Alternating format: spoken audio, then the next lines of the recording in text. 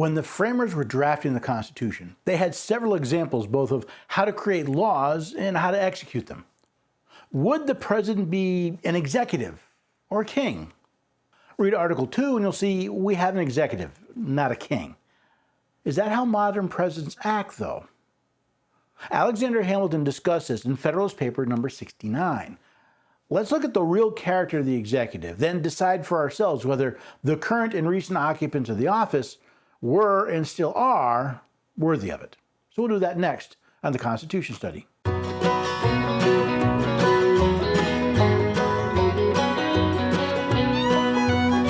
the neighbors and have a few good friends. Every day we're everyday Americans.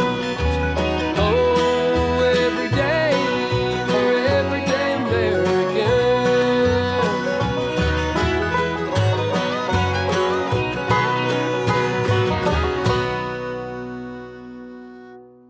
Hello there, everyday Americans. Welcome to the Constitution Study. This is where we read and study the Constitution.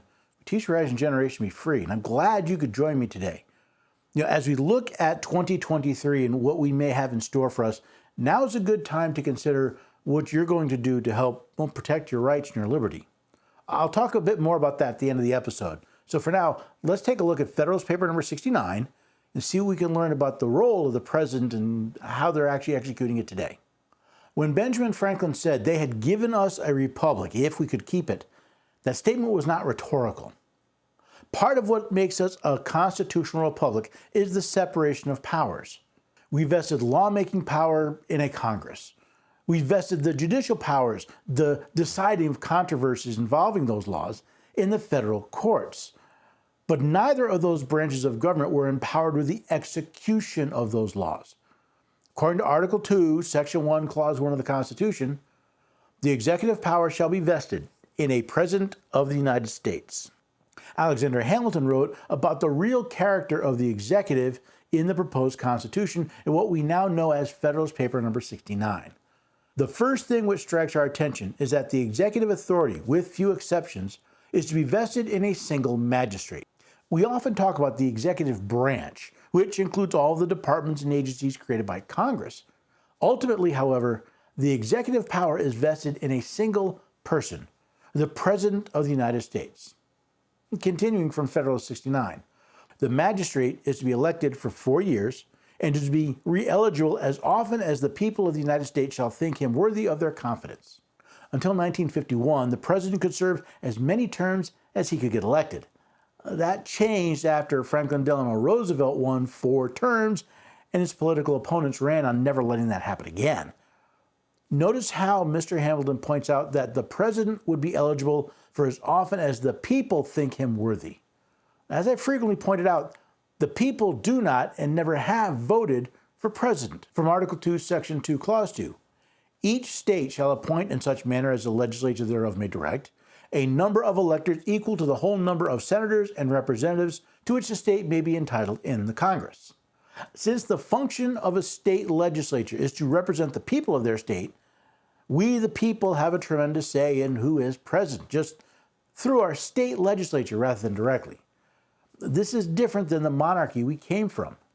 In these circumstances, there is a total dissimilitude between him and a king of Great Britain, who is an hereditary monarch, possessing the crown as a patrimony descendable to his heirs forever.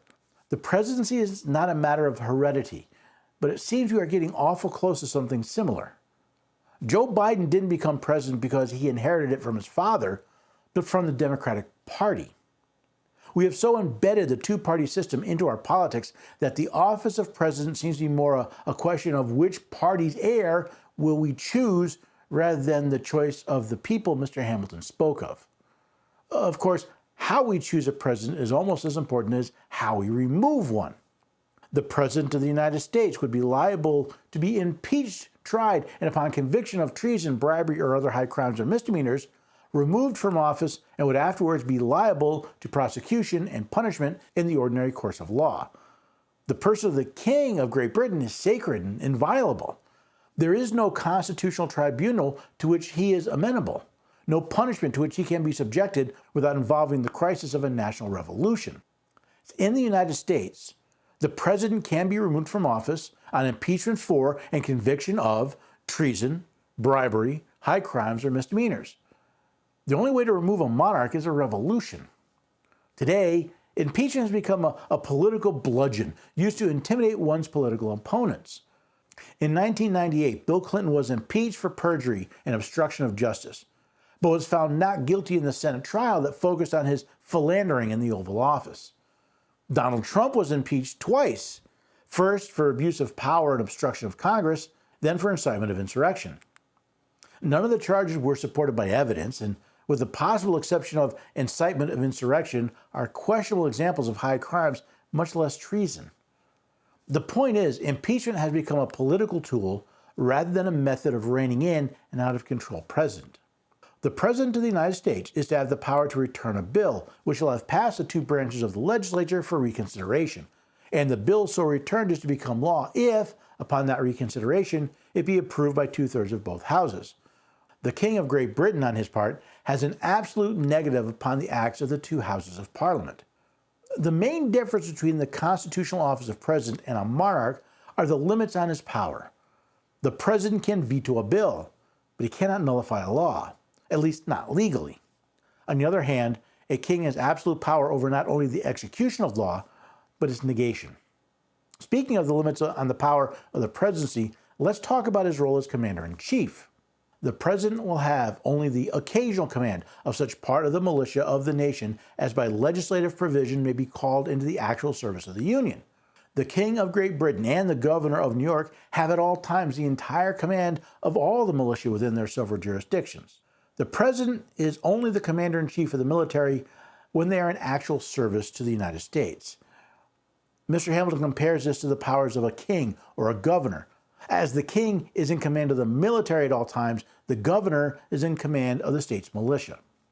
The president is to have the power, with the advice and consent of the Senate, to make treaties, provided 2/3 of the senators present concur. The King of Great Britain is the sole and absolute representative of the nation in all foreign transactions. The president does not set foreign policy. I know that's probably not what you were taught in school, but the president doesn't make agreements with foreign nations by himself. Any agreement a president makes that is not ratified by 2/3 of the Senate is not the supreme law of the land. It is not binding on the states, the people, or the rest of the federal government. The president's need to work with the Senate goes beyond treaties. The president is to nominate, and with the advice and consent of the Senate, to appoint ambassadors and other public ministers, judges of the Supreme Court, and in general, all officers of the United States established by law and whose appointments are not otherwise provided for by the Constitution. The King of Great Britain is emphatically and truly styled the Fountain of Honor. He can not only appoint to all offices, but he can create offices. He can confer titles of nobility at pleasure and has the disposal of an immense number of church preferments. The president can only make appointments with the advice and consent of the Senate. Not the confirmation of the Senate, but the advice and consent of it. The Senate is not supposed to be a rubber stamp for whoever holds the office of president. That would be the role of a king, not the president of the United States. The president can confer no privilege whatever. The king can make denizens of aliens, noblemen of commoners, can erect corporations with all the rights incident to corporate bodies. The president can prescribe no rules concerning the commerce or currency of the nation. The king is in several respects the arbiter of commerce, and in this capacity can establish markets and fairs, can regulate weights and measures, can lay embargoes for a limited time, can coin money, can authorize or prohibit the circulation of foreign coin. The president has no particle of spiritual jurisdiction. The king is the supreme head and governor of the national church. The president has limited and enumerated powers, while the king's powers have no such limitation. Which brings me to a very important question. If we look at the way recent presidents have acted, do they act more like the office created by the Article 2 of the Constitution, or the king we fought a war to break away from? What answer shall we give to those who would persuade us that things so unlike resemble each other? The same that ought to be given to those who tell us that a government, the whole power of which would be in the hands of the elected and periodical servants of the people, is an aristocracy, a monarchy, and a despotism. There are many today that claim that the president is the most powerful man in the world and has vast powers, but legally that's not true. We declared independence from such a man with just such powers. That is why we not only delegated to the United States a limited and enumerated list of powers, but why we delegated most of those powers to Congress, not the president. Through our complacency, we stood by while men assumed power to which they were not entitled. In our ignorance, we also stood by while the Constitution was ignored and our rights trampled. And because we kept looking for someone else to save us, we have let down our founding fathers. We have deprived our children of their birthright as American citizens. We have continued to condemn ourselves to servitude, serfdom, and subjugation.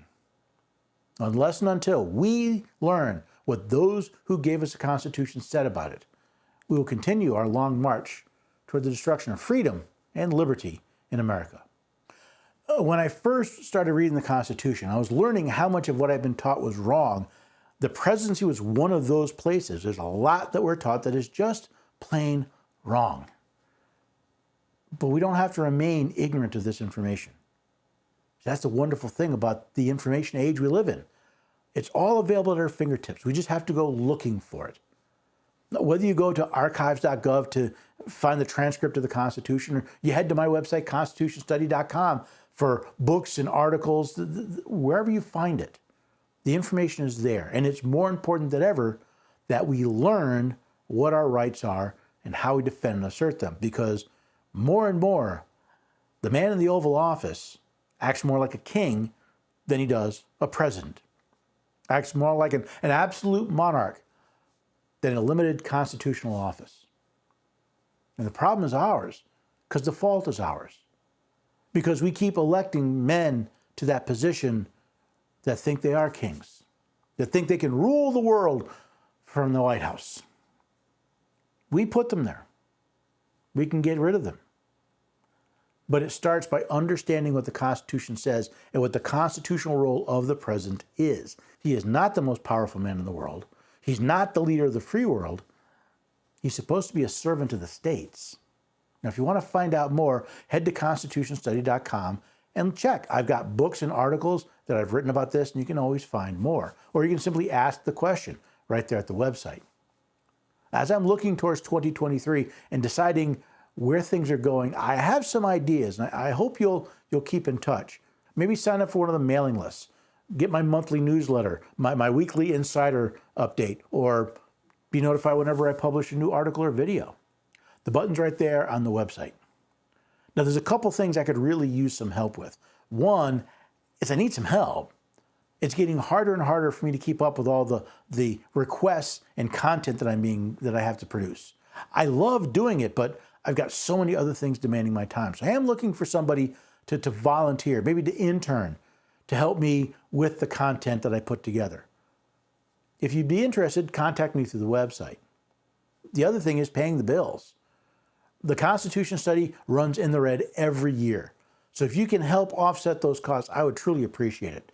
There's a donate button right there at the homepage, constitutionstudy.com. You can donate to one of my events or to the Constitution Study in general. Anything you can do to help, even if it's just sharing this information so that other people can find me, can come back, maybe sign up for a mailing list or just keep in touch. But whatever it is, I hope you will bring friends. But whatever you can do, I hope you will bring friends here next time when we get together here at the Constitution Study. Love